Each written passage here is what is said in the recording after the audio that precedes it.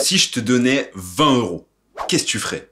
Tu pourrais emmener ta meuf au grec avec un menu full option, ou bien payer un Uber à cette meuf que tu t'étais juré de pas rappeler, ou dans un excès de folie, tu pourrais te péter un tripack pour espérer choper le drac au feu que t'as jamais réussi à avoir. Mais moi, j'ai décidé de dépenser ces 20 euros pour m'offrir un assistant personnel.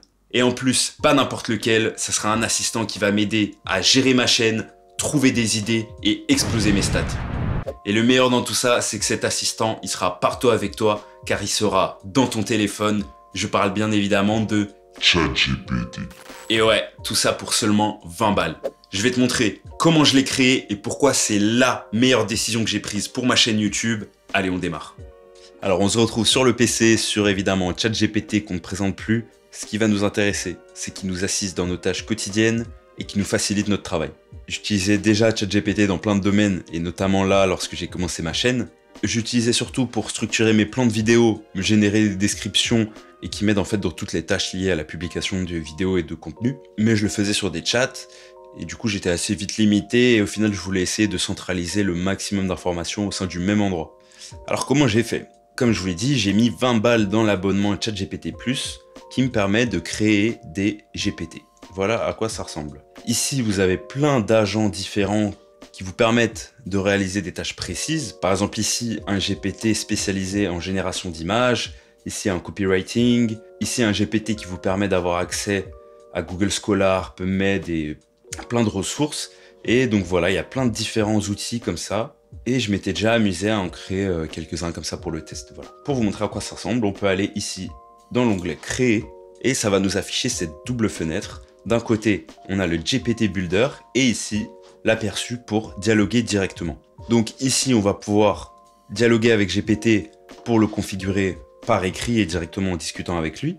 Mais on a aussi cet onglet-là, configurer, où on va pouvoir aller plus en profondeur, typiquement lui donner un nom, une petite description et des instructions précises.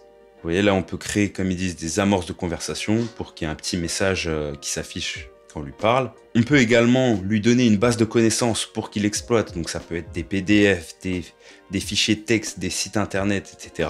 Et là, il va avoir des fonctionnalités comme recherche sur le web, génération d'images, des canevas, etc.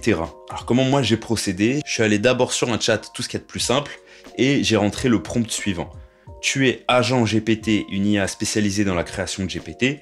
Tu vas m'aider à créer un GPT qui sera mon assistant pour ma chaîne YouTube.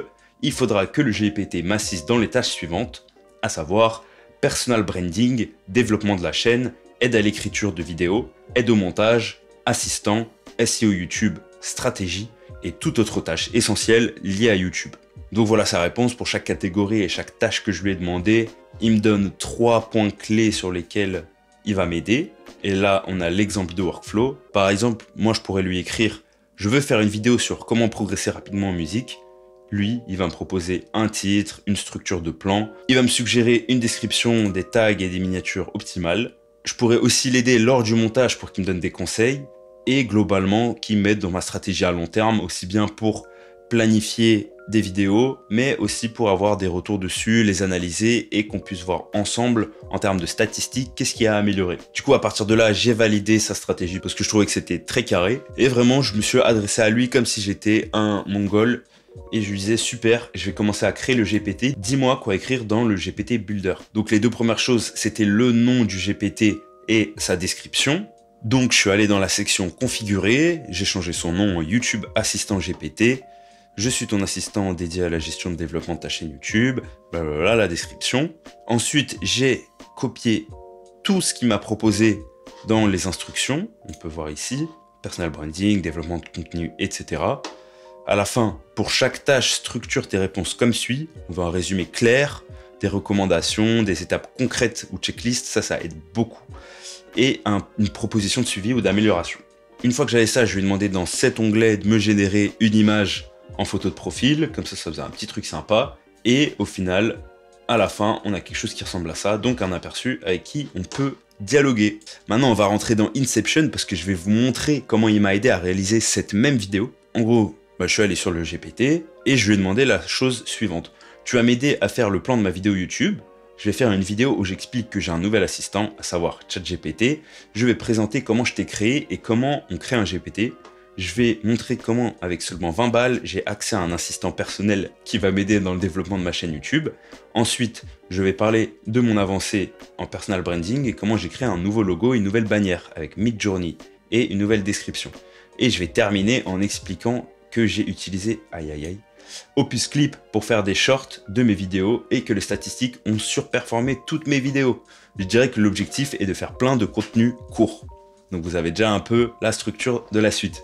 Il me propose un titre, une description, un hook d'introduction, etc. Globalement, le plan de la vidéo. Et évidemment, le truc, c'est pas d'appliquer tout simplement à la lettre tout ce qu'il dit, parce qu'évidemment, il a plein de bonnes idées, mais il dit aussi quelques trucs un peu bateaux. Du coup, c'est un peu de refaire à sa sauce et tout simplement, surtout, dialoguer avec lui pour qu'il nous donne un retour et voir tout simplement s'il y a des idées à prendre de lui. Là où je trouve qu'il est très fort, justement, c'est le brainstorming. C'est-à-dire, il va nous soumettre des idées auxquelles on n'aurait peut-être pas du tout pensé. Et ça aide beaucoup parce qu'on peut aussi filtrer, voir ce qui nous plaît ou pas. Du coup, en discutant avec cet assistant sur mon personal branding et sur ce qu'il y a à améliorer, et il y a pas mal de choses, j'étais arrivé à l'idée que je voulais changer de logo, changer de bannière YouTube aussi.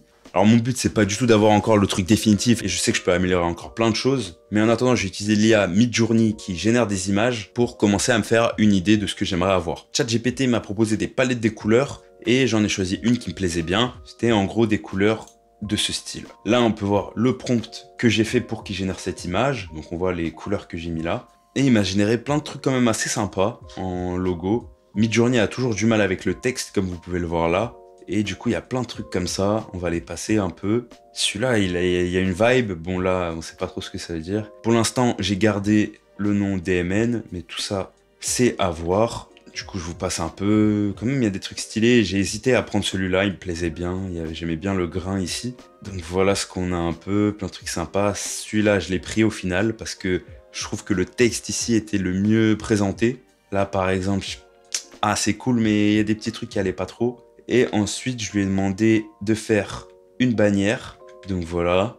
En gros, j'ai utilisé les images du logo pour qu'il me fasse une bannière. Et du coup, il me donnait plein de trucs comme ça. C'était vraiment sympa, mais c'était peut-être un peu too much. Celui-là, il est sympa, mais bon. Celui-là, je pense que je l'aurais pris s'il n'y avait pas le gros N tout seul comme ça. Même celui-là, il est sympa. Voilà, là, on a plein d'idées différentes. Donc, idéalement, le but à la fin, c'est de faire intervenir un graphiste qui va utiliser toutes ces idées et toutes ces inspi pour en faire quelque chose de vraiment professionnel. Là, on sent qu'il y a un peu des bugs dans la matrice. Même là, regardez, il y a 6 clés pour les cordes, mais il n'y a que 5. Bref, moi, ça me fait rire. Les cordes qui bug un peu. Mais voilà, on peut déjà avoir des idées de choses qui nous plaisent ou pas. Moi, j'ai beaucoup aimé le fait qu'il y ait quelqu'un qui apparaît sur la bannière, comme ça, surtout en ombre. Du coup, je lui ai dit autant faire quelque chose qui pseudo me ressemble. Donc je lui ai demandé à un mec qui a les cheveux comme ça attachés, même là si c'est un peu une fraude comparé à ce que j'ai. Et du coup il a comme ça me générer. Mais il mettait énormément de tismé sucré ou des mecs avec une beubare que j'ai pas du tout. Du coup j'ai mis dans le prompt que je voulais une ombre. Donc voilà, j'arrivais petit à petit à un résultat et ça m'a bien plu. Il y a le côté lunettes et du coup j'ai décidé de le prendre en logo. J'avais fait encore quelques tentatives. Celui-là, il me plaisait bien aussi. Mais celui-là, j'aimais bien en regarder de face et je me disais que ça allait bien remplir le cadre pour la photo de profil YouTube. Maintenant, on passe au dernier outil que j'ai bien kiffé et qui est plutôt efficace. Ça s'appelle Opus Clip. Alors avec Opus Clip, vous allez pouvoir prendre des vidéos longues, des vidéos sur YouTube notamment, en faire plein de shorts courts et viraux comme vous avez l'habitude d'en voir sur les réseaux. Alors comment ça se passe? On upload sa vidéo et en fait, il va nous générer énormément de shorts en mettant une note sur le hook, le flow, la value et la trend. Bon, c'est un peu arbitraire, mais ça nous donne une petite idée. Et du coup, en fait, il va mettre des sous-titres automatiquement, sélectionner des passages assez intéressants, proposer des titres. Donc voilà, les 3 clés pour humaniser votre engagement. Enfin, je trouve que c'est vraiment un truc de dingue. Et j'ai pris, par exemple, celle-là qui était la plus cohérente à l'endroit où c'était coupé. Et en fait, ça a propulsé... C'est-à-dire que ce petit short qui m'a demandé presque aucun travail, il a fait plus de 10 fois le nombre de vues par rapport à la vidéo dont il est tiré. Donc comme quoi le contenu court, vraiment c'est un truc de fou. Donc il y a un meilleur engagement que les vidéos longues. Ça m'a permis de dépasser les 1000 vues sur ma chaîne, donc ça paraît pas grand chose, mais à mon échelle c'est vraiment pas mal. Et ça m'a fait gagner quelques abonnés. Donc déjà, en plus de ma stratégie de vouloir faire du contenu court, on va pouvoir toutes les vidéos longues en faire du contenu court grâce à ça. Et ça vaut vraiment le coup. Alors pour le coup, cette IA, elle est payante. Je l'ai payé 9 balles, mais je trouve que c'est grave rentabilisé. et je continuerai à l'utiliser. Donc voilà, vous savez comment avec 20 balles, j'ai eu accès à un assistant comme ChatGPT pour m'aider à développer ma chaîne YouTube. Grâce à Midjourney, mon branding a un peu glow up, et encore on est très loin de ce qu'on pourrait faire au mieux, mais on fait ça petit à petit. Et avec Opus Clip, mes shorts explosent en stats par rapport à mes vidéos longues. Donc on va continuer à l'utiliser et voir ce qu'il a dans le ventre. Si vous avez trouvé ces outils utiles, likez cette vidéo, n'hésitez pas à vous abonner et dites-moi en commentaire quel est l'outil qui vous a plus fait kiffer. Activez la cloche, et ouais, je rêvais de le dire dans ma vie, pour ne pas rater les prochaines vidéos. On se dit à très vite, et j'ai déjà du contenu musical qui est en train de cook.